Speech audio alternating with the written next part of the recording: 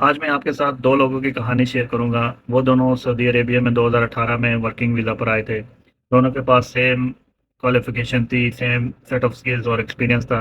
लेकिन अगर आज 8 साल बाद मैं उन दोनों को देखता हूं तो उनकी जो करंट सिचुएशन है उसमें ज़मीन आसमान का फ़र्क है। एक एम्प्लॉय जो है वो आज भी उसी पोजीशन पर काम कर रहा है जिस पर वो 8 साल पहले काम कर रहा था, लेकिन इसके बरक्स दूसरे एम्प्लॉय ने दो कंपनी स्विच की और आज एक मल्टीनेशनल कंपनी में अच्छी सैलरी पर काम कर रहा है। क्या इन दोनों में जो फ़र्क था वो किस्मत का कमाल था या इसके अलावा भी कुछ फैक्टर्स थे जिसको पहले वाले एम्प्लॉय ने इग्नोर किया?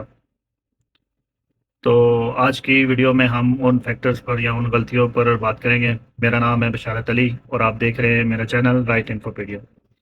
सबसे पहली जो फ़र्क था, इन दोनों की सोच का फ़र्क था।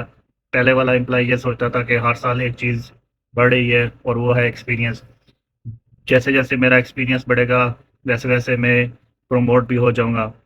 लेकिन ये उसकी सबसे बड़ी गलती थी, क्योंकि कॉर्पोरेट कल्चर या मार्केट जो है वो एक्सपीरियंस नहीं कहती। वो आप जो कंपनी में वैल्यू क्रिएट कर रहे होते हैं या आपकी जो स्किल्स होती हैं, उसको रिवार्ड करती है, ना कि एक्सपीरियंस को काउंट करती है।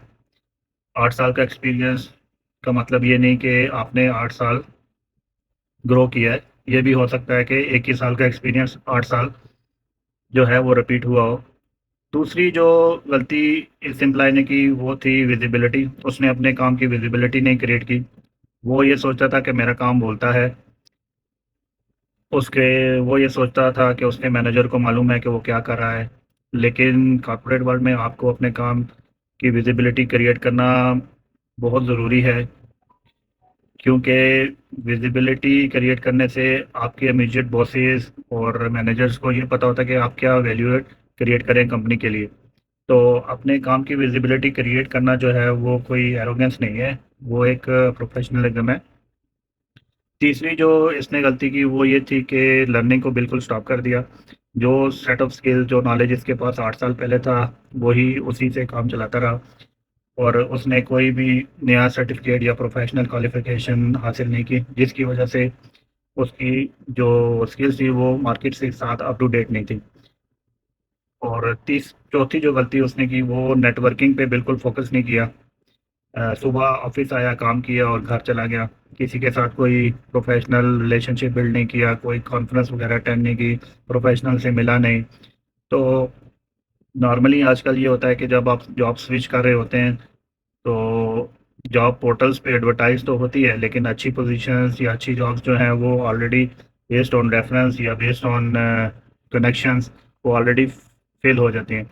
तो आपको इंटरव्यू के लिए तो हो सकता है बुलाया जाए, लेकिन वो एक फॉर्मेलिटी पूरी करने के लिए बुलाया जा सकता है। पांचवी जो सबसे संगीन गलती इस एम्प्लॉय ने की वो थी ब्लेम गेम। वो हर चीज़ का जिम्मेदार दूसरों को ठहराता था कि फॉर एग्जांपल कंपनी नहीं ठीक, मार्केट कंडीशंस फिजिबल नहीं है, वर्किंग एनवायरनमेंट कंपनी का ठीक नहीं है, बॉस नहीं ठीक, तो इसके अलावा नेशनलिटी का इशू है। ये सारी चीज़ें बाद का कहीं ना कहीं एग्जिस्ट कर रही होती हैं, लेकिन बीइंग अ प्रोफेशनल आपको ये सोचना चाहिए कि इस सिचुएशन में मेरे पास क्या कंट्रोलेबल फैक्टर्स हैं, मैं किन चीज़ों को कंट्रोल कर सकता हूँ। अगर आप ये इस माइंडसेट के साथ काम करेंगे तो आप अपने करियर में ज़रूर ग्रो करेंगे। तो आज आपने अपने आप से एक सवाल ज़रूर पूछना है कि अगर आज आपकी जॉब चली जाए तो नेक्स्ट 30 डेज़ में आपको मार्केट जो है वो हायर कर लेगी या नहीं। अगर इसका जवाब हाँ है तो आप सही डायरेक्शन में जा रहे हैं, लेकिन अगर इसका जवाब खुदा न खास्ता नहीं है तो घबराने की ज़रूरत नहीं।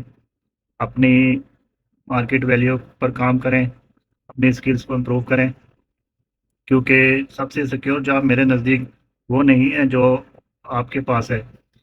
सबसे सिक्योर जॉब वो है जो मार्केट कभी खोना नहीं चाहती। तो अगर आपको मेरी ये वीडियो पसंद आई तो मेरे चैनल को ज़रूर फॉलो करें।